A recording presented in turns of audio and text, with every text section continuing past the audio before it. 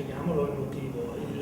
Dopo il provvedimento, il sindaco viene arrestato, finisce ai domiciliari, quindi trascorre circa 3 settimane, dopodiché il motivo per cui era ai domiciliari era, corregga se sbaglio, il pericolo di reiterazione del reato. Cioè, 3 anni fa tu hai commesso, perché stiamo parlando di reati commessi un paio d'anni prima, 2 o 3 anni fa tu hai commesso questi reati.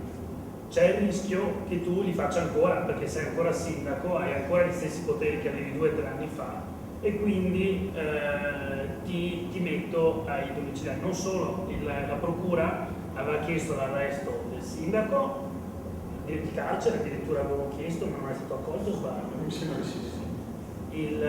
E aveva chiesto anche l'arresto di mezza giunta. Se il giudice avesse accolto la richiesta, credo che non ci sarebbe stata alternativa al commissariamento. In realtà il giudice ha accolto la richiesta per gli arresti domiciliari del sindaco e non quella per i suoi assessori.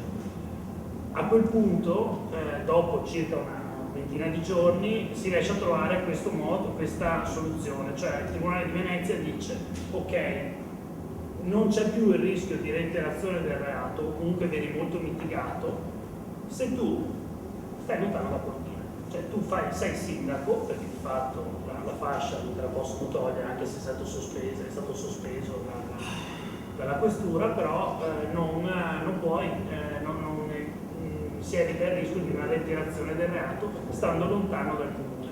E in questa situazione lo è tuttora. Quanti giorni sono?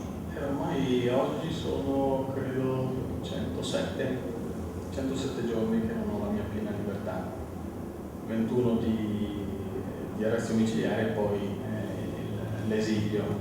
La motivazione è proprio questa, cioè il rischio che io, se fossi sindaco, reiteri il reato. Però anche qui mi permetto di dire, l'avviso che era indagato è arrivato il 22 maggio del 2012, il giorno del Giro d'Italia a Cortina, sarà una casualità. Da quel giorno io ho chiesto insistentemente di essere ascoltato, perché ovviamente sapevo i capi di accusa e volevo chiarire, così come sto chiarendo in maniera sintetica oggi, ma volevo chiarire tutta la vicenda davanti a...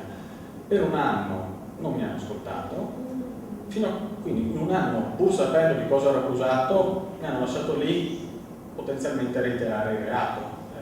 Dopo un anno, senza nessun elemento nuovo in più, mi hanno arrestato perché tutto un colpo c'è stato il rischio che io reiterassi il reato.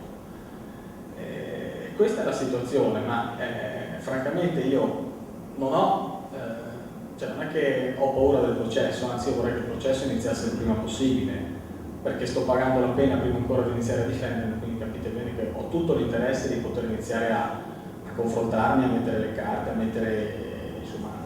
fare un dibattimento in maniera completa e compiuta.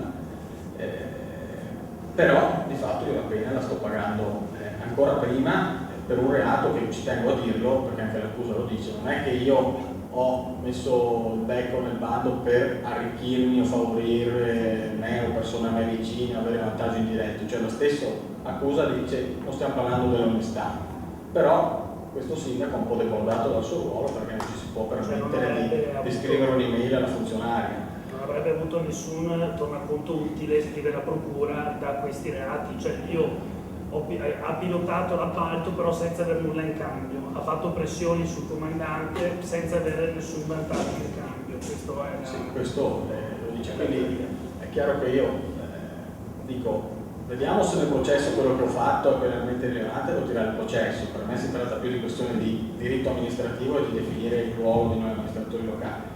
Però francamente al di là dell'esito del procedimento io la coscienza ce la posso, cioè io per Cortina se ne ritornerò andrò a testa alta in ogni caso, così come vado a testa alta ovunque vado, perché ho fatto tutto quello che ho fatto, l'ho fatto solo ed esclusivamente per tutelare gli interessi della comunità che sono stato chiamato ad amministrare nel 2012 dopo essere stato eletto ancora 5 anni prima.